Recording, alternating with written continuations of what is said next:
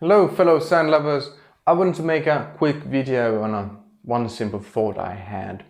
It's about the way we have conversations and discussions about ideas. Now, what I see quite often, especially in the internet, is that when we are discussing ideas, we do not attack or explore or inquire the ideas themselves, but we attack the persons behind those ideas with ad hominem attacks and stuff like that. Now, obviously, as many of you, I regard that as very counterproductive, very wrong thing to do that does not bring the conversation to a more developed place by any means. It's simply stupid. But it's still happening all the time. And this made me think about the Peircean way to think about ideas and how that could help us to mediate through these disagreements and conflicts. Now, the Peircean idea is this. Ideas have a being of their own. The idea itself has a life of its own. Or maybe we should put it this way, that ideas do not get their force or power from people, but from themselves. I want to pick here some non-controversial example, but think about socialism, right? It's an idea of socialism that has been the driving force behind it. It is not the socialists themselves. It is not the people themselves, but the idea where the real power, lies. Of course, the idea needs to be embodied in persons, in individuals or in groups in order to really affect reality. But the real power is there in the idea itself. These ideas are thirdness. They are living tendencies or powers, and their embodiments in us are elements of secondness. So what we are actually doing, we are confusing thirdness and secondness with one another. And this is manifested in the attitude that it is not so much what is said, but who says it.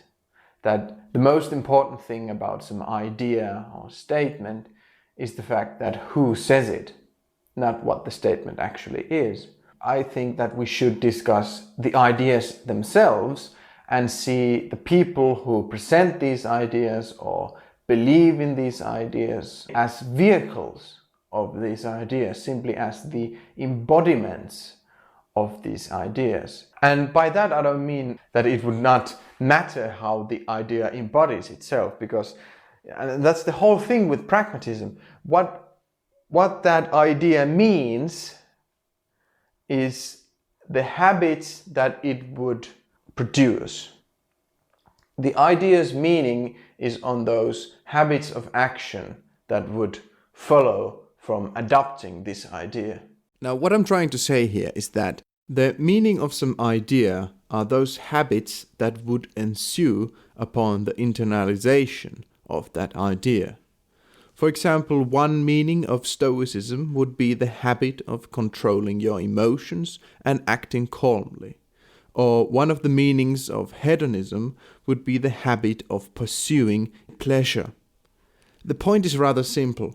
Meaning is not in some other dimension over there somewhere, but meaning is in the concrete habits of action, in the patterns of embodiment that would manifest if we would adopt some idea or belief. That means also that meaning is perceivable. Now, if ideas themselves are thirdness and their embodiments in individual persons are secondness, this means that we should, understand this separation, that there is a difference here. Even more, we should understand that these ideas are to a certain extent separate from their embodiments.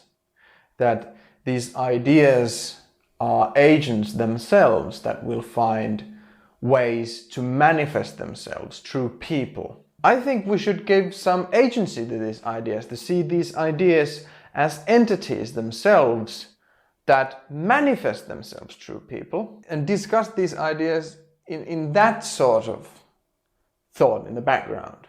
I know this sounds a bit far-fetched, but it is the Peircean idea that symbols live. This is the separation between reality and existence, between, power of law and manifestation or instance of a law. And this is something we have forgotten. We treat these ideas only as manifestations, and we have this erroneous view that the way to counteract ideas we don't like is to attack the people, and that way, get rid of the existence of this idea. Now, this point needs some elaboration. First of all, it is crucial to understand the difference between reality and existence. If you don't know the difference, here's a video you can watch. Now, as ideas have the nature of thirdness, getting rid of their embodiments would not make the ideas unreal. It would not even necessarily diminish the power of the idea to manifest itself again in the future. Consider an example. We know that when we flip a coin, half of the time we get tails. Now, imagine that for some reason people don't like getting tails when they flip a coin. So they try to reduce this power. They try to battle this law that half of the time you get tails. How they do it? Well, they flip a coin, and if it comes down as tails, they get rid of it. Now, what they are doing is that they are getting rid of instances of that law. They are reducing the number of manifestations, instances of secondness of that law. But the real law itself, that does not exist, stays the same, and its power is not reduced a bit, and it's completely free to manifest itself again in the future. You see how ridiculous this kind of action would be. It would not diminish the power, it would not change reality at all, it would just be a complete waste of time. Die! Die! Why won't you die? Why won't you die?